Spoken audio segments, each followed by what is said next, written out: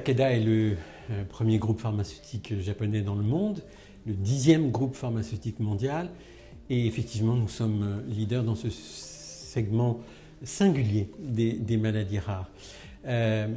Singulier pourquoi? Parce que très peu de pays ont pu s'organiser, se structurer pour permettre une prise en charge tout à fait qualitative des patients, de ces petits patients, parce que je rappellerai quand même que 75% sont des enfants atteints de maladies rares.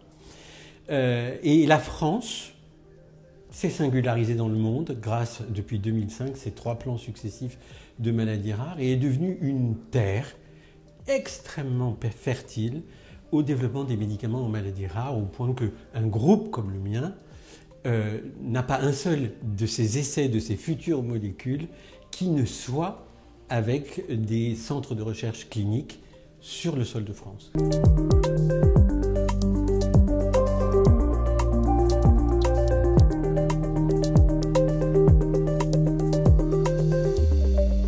Dans le prolongement de ce qu'on vient de se dire au sujet de cette avancée de la France, effectivement, il y a un système d'accès précoce en France qui est tout à fait original et que nous, chez Takeda, nous supportons.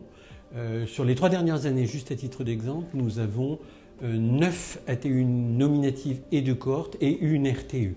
Donc, vous voyez à quel point notre évidemment, recherche est très centrée sur les maladies rares, sur les médicaments orphelins. Et oui, nous considérons que ce que le président de la République a lui-même voulu, c'est-à-dire une simplification à travers de ce texte de l'article 38 qui est voté aujourd'hui, donc ce 30 novembre, à l'Assemblée nationale en dernière lecture, eh bien oui, nous considérons que ça va dans le bon sens.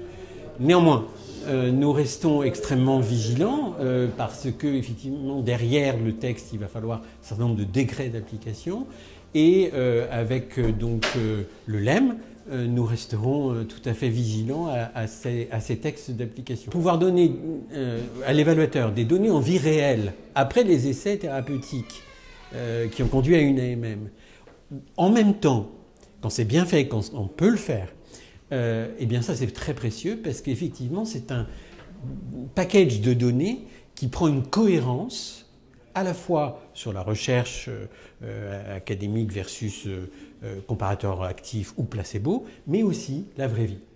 Et dans la vraie vie, il y a une dimension extrêmement importante pour nos patients, puisque nous mettons une emphase sur le patient, c'est la qualité de vie. Et pas seulement pour le patient, mais aussi l'amélioration du fardeau pour les aidants, puisque je parlais de pédiatrie, qui rencontre les maladies rares. Moi, c'est ce que j'appelle le rare dans le rare. Et ça prend une importance évidemment fondamentale, puisque ce sont des enfants, et les enfants, c'est notre futur.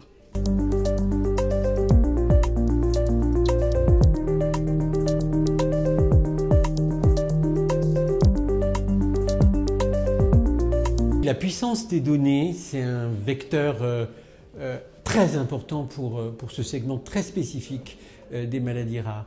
En fait, grâce encore une nouvelle singularité de notre pays, la France, il va nous être possible d'avoir des partenariats publics-privés pour des cohortes avec les académiques. Et là, il faut vraiment bien montrer que dans le champ spécifique des maladies rares, eh bien, ce public-privé travaille vraiment bien ensemble. Et donc suivre des cohortes dans le temps et générer de la donnée dans le temps, de la donnée en vie réelle, clinique. Mais grâce au système du Health Data Hub, on pourra aussi connecter ces données cliniques avec les données médico-administratives de prise en charge dans les données de l'assurance maladie, mais pas seulement, également pour le handicap. Et donc ça prendra une puissance, évidemment, qui est très très importante et très intéressante pour les maladies rares, parce que la collection de données dans les maladies rares est par définition rare.